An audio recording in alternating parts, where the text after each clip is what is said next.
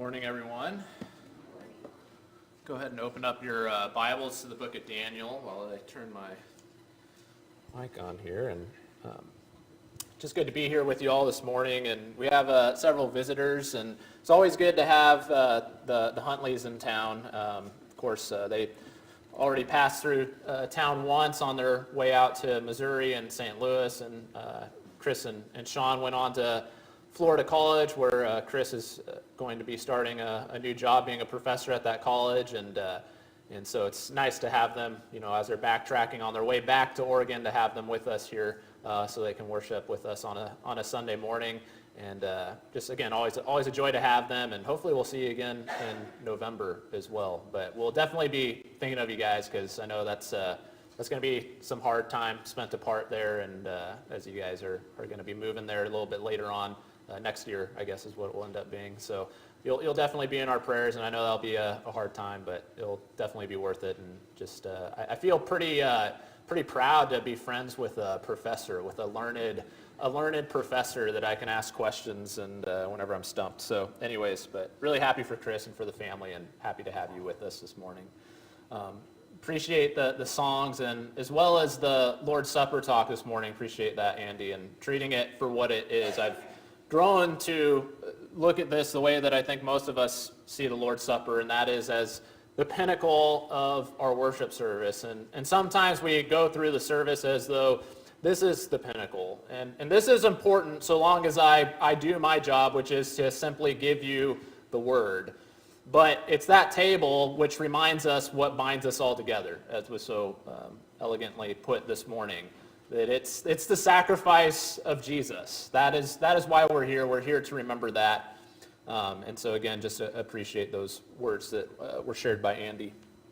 As I told you, turn over to Daniel there. We're continuing a series. We've titled it Being God's Remnant.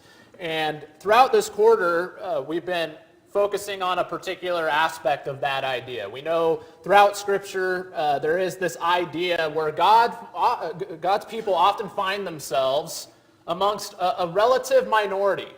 It's not uncommon, even in Israel, a nation that was supposed to be full of God's people. It was not uncommon to even look at that nation and see that the faithful found themselves in a relative minority. And we see this constantly throughout Scriptures, even into the New Testament. And so this particular quarter, what we've been focusing on is this idea of living in exile. And again, that's a totally biblical description of our life here under the sun as God's people. It's like we're strangers in a foreign land.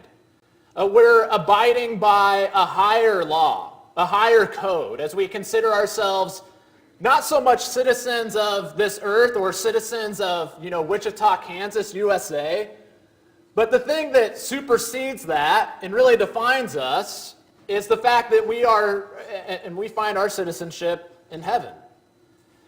And so this idea of us being exiles, even if we grew up here in Wichita, Kansas, and we never moved away, we're living in a place that we are tempted to call our home, even if that is the case when we become Christians.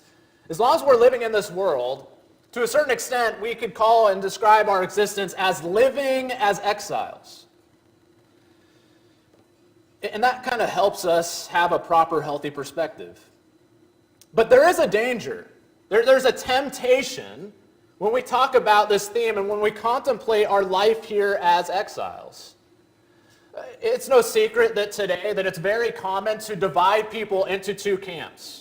And people have various ways in which they draw the line, but we are constantly tempted to divide people into two camps. That is either those who are oppressed or those who are oppressors. And Christians don't do this. No, of course we do. We're tempted to have a similar mindset. That those of us who are Christians, we find ourselves as those who are oppressed. And everybody who's not a Christian, it's easy to look at them as the oppressors. And everybody plays this game, and guess what? Nobody wants to identify themselves as the oppressors these days. Have you noticed that? Nobody is an oppressor if you talk to them. And so what results from that is that more and more people today are developing what we would call a victim mindset, a victim mentality, where we view life through this lens that sees ourselves as perpetual victims. And there's a convenience factor to that. Certainly there are times where we are legitimately victims. I don't want to take away from that idea, but understand that sometimes there's a convenience factor to being a victim. That it means I don't have to take responsibility for the life in front of me. That everything about my circumstances and my scenario, I can just blame it on the people around me. And that I have forever an excuse for all the negative twists and turns that my life may take from here on out. And what's really scary is that what develops in our brains is really, what it becomes is an attitude of defeatism.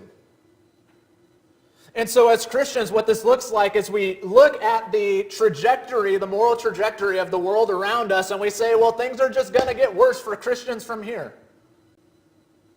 And if you're going to be a Christian, guess what, buddy? You're about to have a tough road ahead of you. And we look at life through this lens, even as we walk with God, as we are just these victims living our life through exile. What's fascinating to me is that the book of Daniel shows us a group of 4 young men. And we see them grow into their old age, especially Daniel. And we find 4 men who did not wallow in self-pity and exile. They were not constantly characterizing themselves as perpetual victims, although they would have been tempted. Victims of their forefathers' decisions, or victims of the king of Babylon, or victims of all the people that were mistreating them simply because they're exiles. That would have been tempting. But what we find are 4 young men that don't merely survive exile despite all the challenges, but actually we find 4 men that end up thriving while in exile. Just because there's this idea in Scripture about us living as exiles, that doesn't mean that we have to have this attitude of we're victims and that we're defeated. That we can actually thrive in exile, and we see this in the book of Daniel. The impetus to this sermon, and really I was going a different direction, but I came across this quote that just hit me square between the eyes, and just this little commentary. It wasn't even the main point that the person was making, but they just kind of made this side point. But they said the book of Daniel is trying to assure people who are living under persecution that they can not only survive, but even thrive in spite of their suffering. It's so easy for us to give all the weight in the world to whatever our present circumstances are. And what I want us to do this morning is compare the circumstances of several people that we read about in Babylon. And we're going to start by looking at the lives of these 4 exiles, Daniel and his friends Shadrach, Meshach, and Abednego. Now listen, I don't want to mischaracterize their existence in exile, that when you consider their general circumstances, it was a really tough road. It was a tough existence that they found themselves in as these young people, teenagers in exile. Understand, they were moved and deported from their homeland against their will and plopped into a foreign land. And then these 4 young men in particular, they were selected from amongst the Jewish exiles, and they were taken through this Babylonian training program where it seems that they were further separated. Now they're not just away from their homeland, but they've now been separated and isolated from their families. Imagine being a teenager, isolated from your family, getting all this Babylonian education. And so they go from being surrounded in a nation of Israel, although it wasn't this way towards the end, but probably for a portion of their life, there was a good phase in Israel where they were faithful and they were doing things that were right. They were surrounded by people that valued the God of heaven. They lived in a land where they had the temple of God and therefore the presence of God in their midst. a place that had laws that was explicitly against paganism and idolatry. And now they find themselves in Babylon, in a land surrounded by paganism that could not care less, and indeed considered their God to have been defeated when Nebuchadnezzar went in and even stole vessels out of the temple of God. And so what we find is what we would expect to find of these young men living in this strange world. They're constantly confronted with hostile opposition. Even from the highest places of government, the king himself, Nebuchadnezzar, is at times opposed to what these young men are trying to live out as they try to hold on to faith living in this foreign land. And so the first story that we come across after we've already looked at a sermon in chapter 1 where they refused to eat from the king's table, but that went reasonably well. But the first big challenge that we read in this book where they're facing some severe persecution is you have Nebuchadnezzar who builds this statue. And he gives this edict. He wants all of the people of Babylon to bow down to this statue at certain parts of the day and bow down and pay homage as though they're worshiping a god. And so here you have these three men in particular, Shadrach, Meshach, and Abednego. And imagine the discomfort as you can kind of begin to visualize it in the picture behind me. Perhaps you find yourself in a sea of people, all of them bowing down to this statue according to the command of Nebuchadnezzar. And who is it that's sticking out like a sore thumb? But these three young men who decide rather than following the command of a pagan king, they're going to remain faithful to their God who is in heaven. And so this order is given. They refuse to bow down, and they are then accused. These rivals, these people that were jealous of them and their position, they're just all too ready to go and tattle on them to the king. It's very fascinating. I was doing research, and archaeologists recently unearthed an ancient artistic rendering of what this scene looked like when these men were accusing Shadrach, Meshach, and Abednego, and that's it right there. Okay, maybe not. So those are the hyenas from The Lion King, in case you didn't get that. They're the bad guys. But when you look at the passage and what it says in the Hebrew, we kind of lose something here. It says in the ESV, for example, therefore at that time Chaldeans came forward and maliciously accused, the Jews, these three young men. And when you actually translate literally what that says there, when it says maliciously accused, it actually translates as they were chewing them to pieces. And so this is opposition that is not just, we noticed that these guys did this wrong. These are people that passionately hate the exiles. People like Shadrach, Meshach, and Abednego, particularly when they don't conform to the ways of Babylon, but when they choose to remain faithful to God.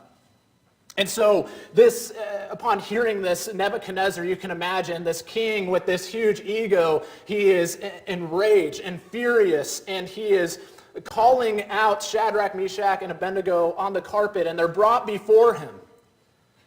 And even when Nebuchadnezzar is speaking to them, he is speaking blasphemy and opposition, not just against them, but against the God that they worship, saying, who is it that's going to deliver you from this fiery furnace that I have reserved for you?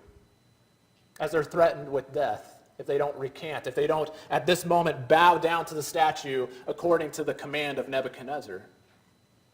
And so now they're faced with a choice. There's several options that they could choose. They could complain.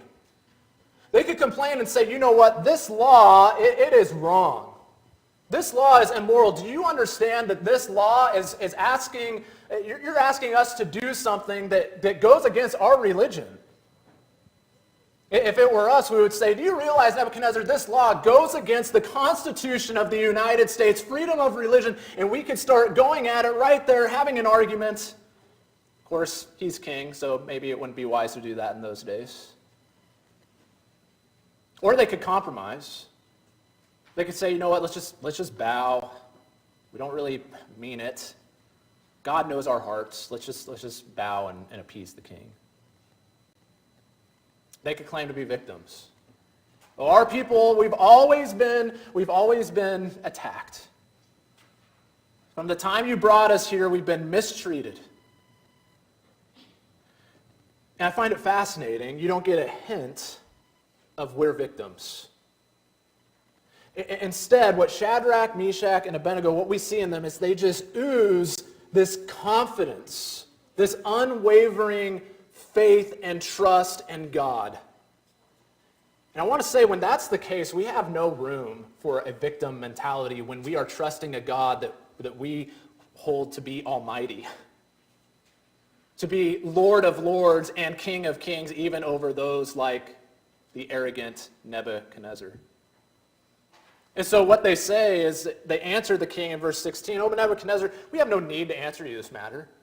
If this be so, our God whom we serve is able to deliver us from the burning fiery furnace, and he will deliver us out of your hand, O king. But if not, be it known to you, O king, that we will not serve your gods or worship the golden image that you've set up." I want you to notice all they do is state their position and what they're going to do. They are not making a crusade. They're not making it their life purpose to rebel against the king. They have only one purpose while they are in Babylon. It is not to get everybody to see how they're victims. It is not to begin to slowly start building an uprising and revolt within Babylon. They have only one goal in Babylon, and that is the goal that was the same even back in Jerusalem. It was to remain faithful to God no matter what. That's what they were concerned with, and you know the rest of the story. The furnace is turned up to 11, right? It's turned up even hotter. And people are dying just bringing Shadrach and Meshach and Abednego up to the furnace. And to their surprise, when they're thrown in there, there's 3 men in there, and yet when Nebuchadnezzar looks at the furnace, he sees 4. One who he says is like the son of the gods. They come out unscathed. Not even their clothes are singed. And the way the story ends is that Nebuchadnezzar makes a new edict. It reminds us of the promise that God made to Abraham, "Those who curse you, I will curse." Nebuchadnezzar says, if anybody speaks anything against the God of these 3 men, they'll be torn limb from limb. And so these men were facing persecution. They're suffering. They remain faithful through it, through that circumstance. And what happens in the end is that God allows them to prosper. They overcome their circumstance. And then you have the story of Daniel and the lion's den. I was tempted to use another Lion King reference here, but I restrained myself from doing so. But this is years later in Daniel's life. He at this point has gained a huge amount of influence. He's like the third most powerful ruler within the land of Babylon. He starts off as this teenage exile, and he ascends all the way almost to the top of the power structure in Babylon. And as you can imagine, there's all sorts of people that are jealous of Daniel. And so you read through in Daniel chapter 6, and we find that what occurs there is that you actually have a group of people, a similar group of people that Shadrach, Meshach, and Abednego faced, that make up a law knowing, with no other intention other than to trip up Daniel. They're thinking, we need to take this Daniel guy out. We need to remove him from the picture. And so how can we do it? Because the kings love him. And we can find no fault. Everything the guy does, everything he touches turns to gold. We can find no error in any of his decisions. So let's make a law. Let's have the king declare an edict that for 30 days you can pray to no other god except the king. And that if you do pray to another god, then you're going to be killed. And they make this law knowing that Daniel is going to break it. And so Daniel also is faced with a similar decision. Which does he value more? Which will he follow? Will he follow the laws of the land, or will he continue to remain faithful to his God? And we know the story. Daniel does what Daniel always does. He goes up to his room, he prays with the windows wide open. He didn't hesitate for a moment. And he remains faithful to God, not trying to be rebellious, and also not claiming to be a victim, but just remaining faithful. And so they do the same thing with Daniel. They accuse him before the king, King Darius. And Daniel is thrown into the den. And Darius finds himself in a bind because he actually quite liked Daniel. The king stays up all night. He fasts, wondering what the fate of Daniel is going to be. And as soon as the break of dawn comes, he comes and checks in on Daniel to see if he is okay. And in verse 23, it says, "The king was exceedingly glad and commanded that Daniel be taken out of the den. And so Daniel was taken up out of the den, and no kind of harm was found on him." And why is that? Because he had trusted in his God. It's my dark sense of humor. I think it's funny. But the same words that described the ways that those men accused Shadrach, Meshach, and Abednego in the Hebrew, it's the same words. And it's described that the men who tore Daniel to pieces with their accusations are thrown into the lion's den, and they themselves are torn into pieces. I get a little bit of a kick out of the fact that Daniel wrote that. He thought right there is a good time for a pun, I guess. I don't know. My point is that at no point do we see these men claiming victimhood. At no point are they trying to stir up some sort of rebellion. The only thing they were ever trying to do is continue to remain faithful to God.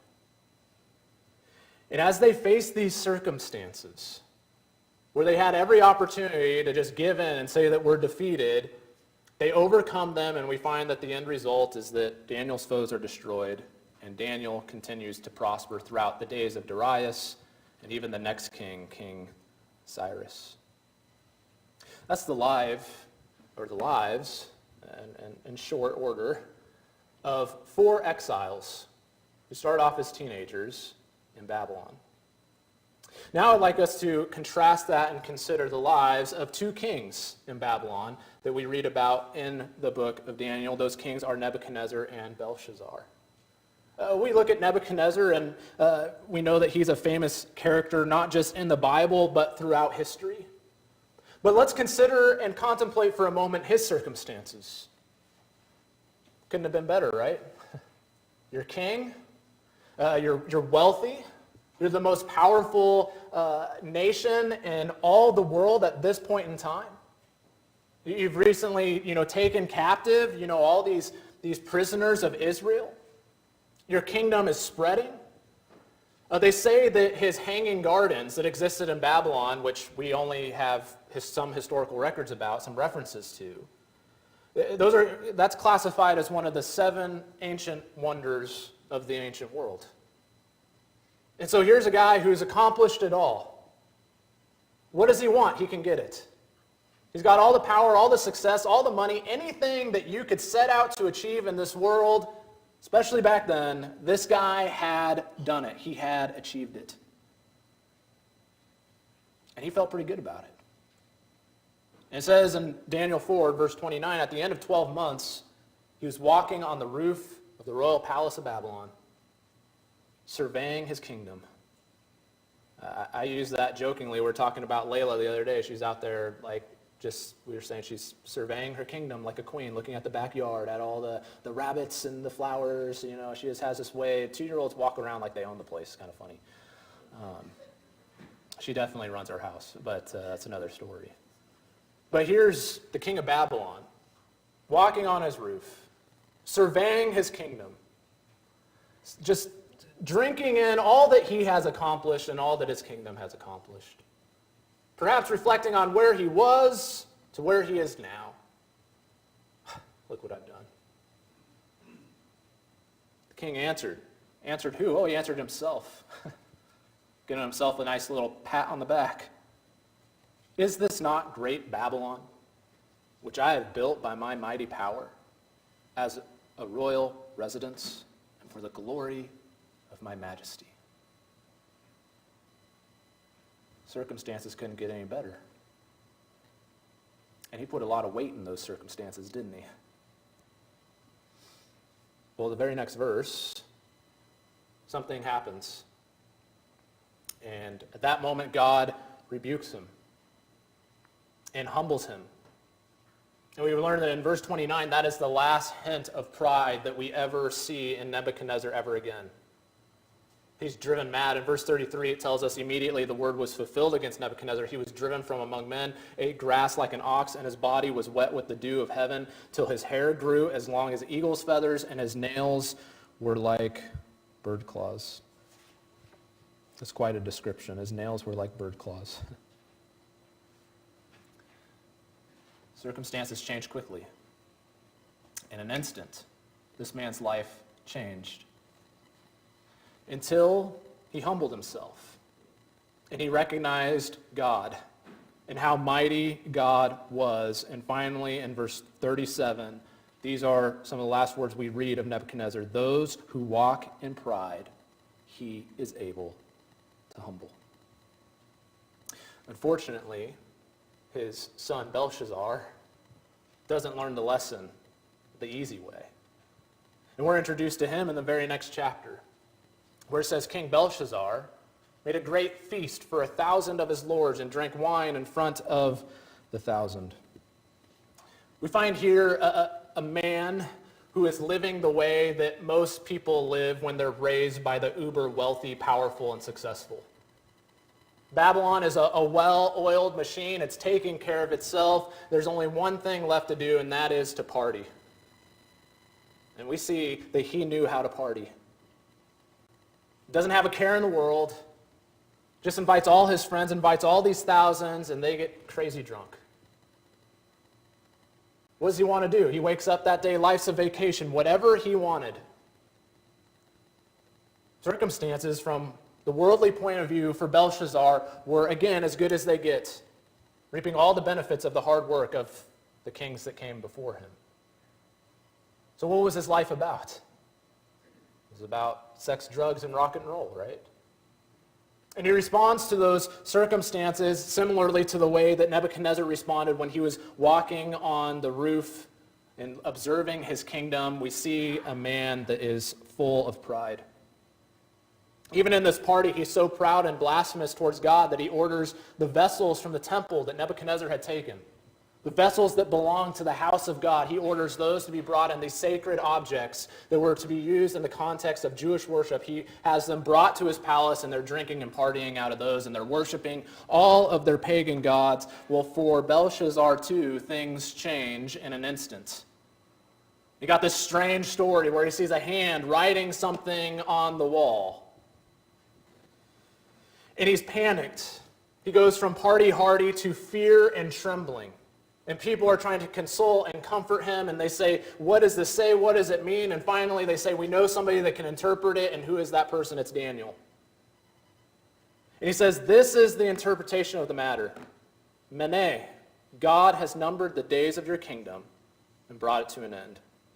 Tekel, you have been weighed in the balances and found wanting. Paris, your kingdom is divided and given to the Medes and the Persians. You know, it's interesting. That night, Belshazzar dies, and the kingdom of power, the power of the kingdom is switched from Babylon to the Medes and the Persians. How quickly his circumstances changed. How quickly this proud man was humbled. And when we see all of this happens, I think the key, maybe to the whole book of Daniel, is found in this verse, where Daniel is rebuking this man by the word of God, and he says, you have lifted up yourself against the Lord of heaven, and the vessels of his house have been brought in before you. And you and your lords, your wives and your concubines have drunk wine from them, and you have praised the gods of silver and gold, of bronze, iron, wood, and stone, which do not see or hear or know. But this is the key. But the God in whose hand is your breath and whose are all your ways, you have not honored. It's very interesting. You have these two kings where circumstances could not have been better, and yet things could not have eventually gone worse for them. And you have these four young men where life couldn't appear and circumstances could not have appeared to be any worse, and yet life just continued to get better and better for them. They prospered, they overcame. What is the difference? The difference is found in these words. The God in whose hand is your breath and whose are all your ways you have not honored. The crucial difference between Daniel and his friends and Belshazzar and Nebuchadnezzar is that Daniel and his friends, they honored God, even while exiles. And Belshazzar and Nebuchadnezzar didn't, even when they had all that they wanted. Now, I want to be clear. This is a unique story. I don't want it to be a message where we take away this health and wealth type of a gospel approach where if I'm just faithful to God, then all of my hard things in life will go away. I don't think that's the message that we're supposed to take away from this. The point is that whatever your circumstances are, they are not the end-all, be-all of who you are and what your existence is going to be like. But I will say this, I'll add a caveat before I go any further with that. That is not to say that circumstances cannot be great. There are some circumstances that we find ourselves plopped in life. They are great and weighty, and they actually define, they factor in to who we are. And they are always going to factor into whatever our future is going to look like to some extent. Whether it is good circumstances or bad circumstances. Now, it's true, there's some things we go through in life and it's just temporary. There's some things we experience that are temporary and they don't bear much weight on who we are or who we become or what happens next in our future, but there are some things that we go through. There are some burdens we bear that either leave scars or just simply are part of the story of who we are. If you're raised in a broken home, that's going to factor greatly into who you are and have some sort of carryover effect in the future. If you're raised in Beverly Hills versus Compton, California, that is going to be a factor in who you are and what your future looks like. If you are raised in the church or outside the church, that is going to factor into who you are and the circumstances and the future that lies ahead. If you are widowed or a widower, that factors into who you are. That's always going to be a part of who you are. If your spouse has abandoned you, if you inherited a large trust fund, if someone you loved passed away, if some of us have made mistakes, and like David says in Psalm 51, my sin is ever before me. There are some mistakes we can leave them behind in the past, but there are some sins that we commit that are just the consequences in our life are a ripple effect. They're irreversible. They tear apart a family. They hurt friends. And that's just the way it is. Some of us have autoimmune diseases. Or maybe we're unable to have children. Or maybe you have children and you see them struggle and go through things and bear burdens that you can't bear for them. That's going to have an effect on who you are. It's going to have an effect on your future, where you live, even things like your gender, or the color of your skin, or what you look like. To a certain extent, these things make up who we are and factor in somewhat to our future, just like it did for the exiles and the kings. It's interesting, you read of Daniel and his friends. When you read the story, it doesn't matter how many years passed or who is in charge or who is the king. They keep referring to Daniel as that exile, that one who is one of those exiles. He never sheds that title, no matter how much he ingratiates himself to the kingdom of Babylon. He is always known in that culture as the exile. That was just a part of what his story was going to be. And it's the same thing with the kings. No matter what Belshazzar or Nebuchadnezzar's future had in store, the fact that they were kings of the most powerful nation, one of the most powerful nations in the history of the world, that was always going to be a factor and a part of who they were. And for both of these people, to a certain extent, they just find themselves. They're just born into a certain part of the world, a certain family, at a certain day and age, where they inherited these set of circumstances. Here's the kicker. These things do not necessarily determine the quality of your character. They do not necessarily dictate the quality of your future. They are not the end-all, be-all of your life story. What you are enduring today is not the end-all, be-all of who you're going to be or what's going to happen in the future. Because no matter how great your circumstances are, we learn from the story of Daniel that God is greater. And that should strike us with humility if we have good circumstances. If we were born into a good family, a wealthy family. If we find ourselves in healthy marriages. If we have nice houses and nice cars and we don't worry about money, this should strike us with humility, knowing that God is greater than those circumstances. Do not become proud. Because just like the kingdom, or just like Nebuchadnezzar's sanity was pulled from out underneath his feet, God can humble us in these good and great circumstances that we find ourselves in at this point in our life. But if our circumstances are negative and yet great, if we find ourselves enduring daily suffering, if we find ourselves inheriting a set of circumstances we wouldn't wish on our worst enemy, this fact that God is greater than our circumstances should strike us with hope. Because God is greater than your circumstances. And you have no idea how quickly things can change. Or maybe your circumstances don't change at all, just like how Daniel and his friends, they didn't stop being exiles, but God was still able to bless them in their circumstances. Just like how he was still able to curse Nebuchadnezzar and Belshazzar in their circumstances when they were full of pride. So what that means is that how we respond to our circumstances, that matters. We look at these four exiles, and they always responded by trusting God. They were blessed. They thrived in exile, even while Babylon itself spirals.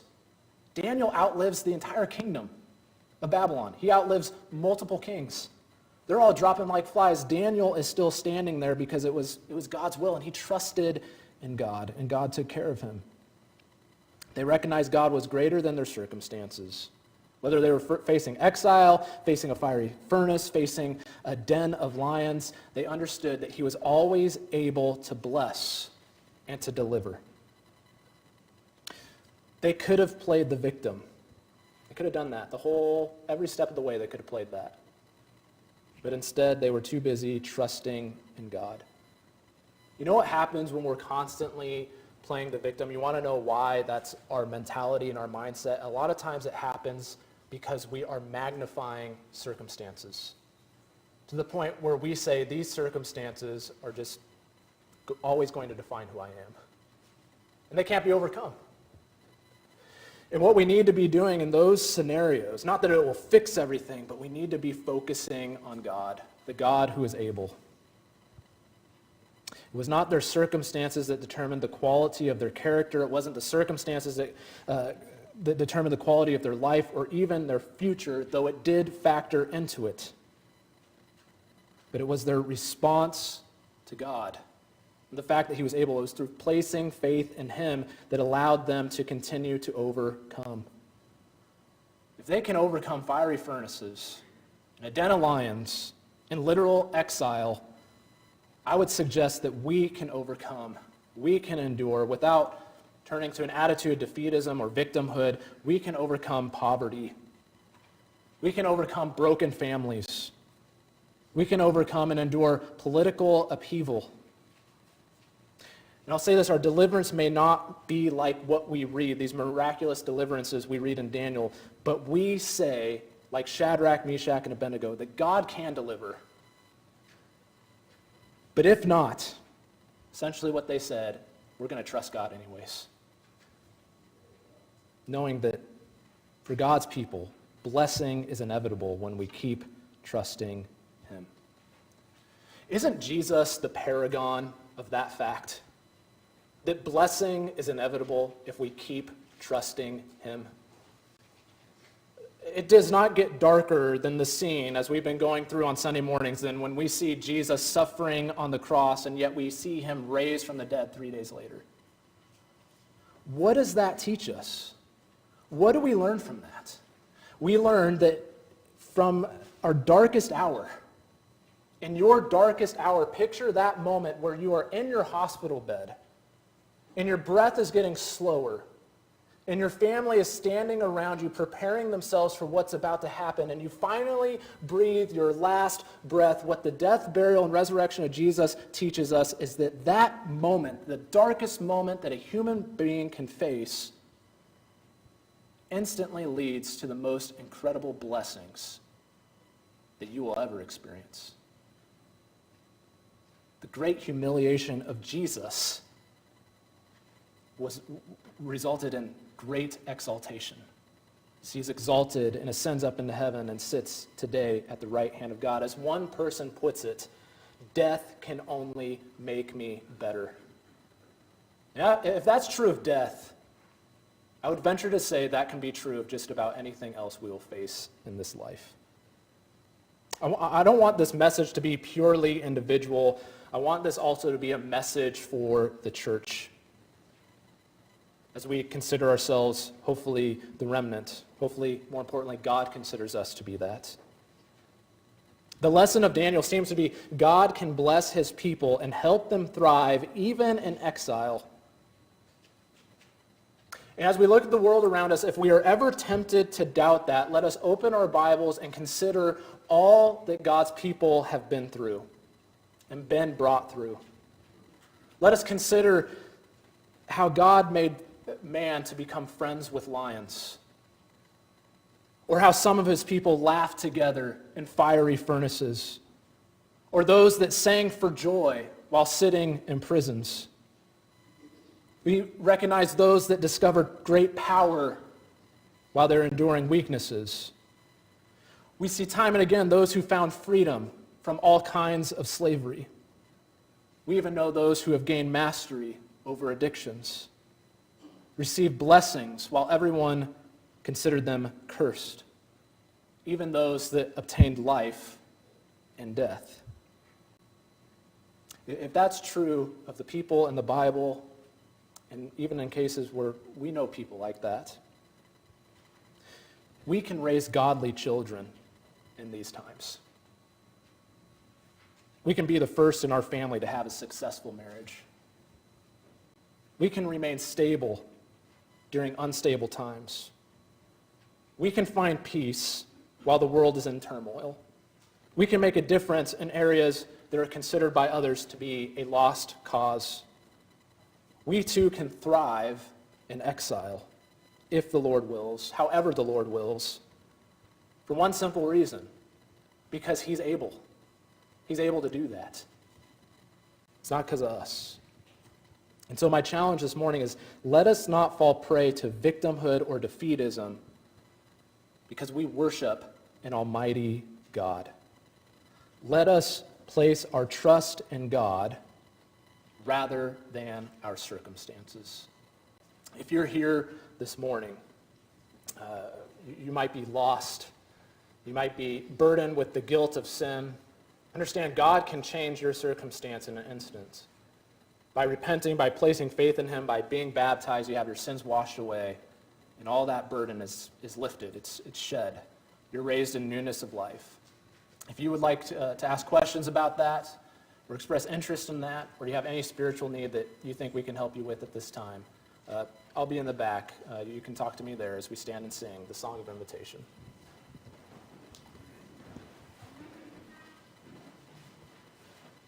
When the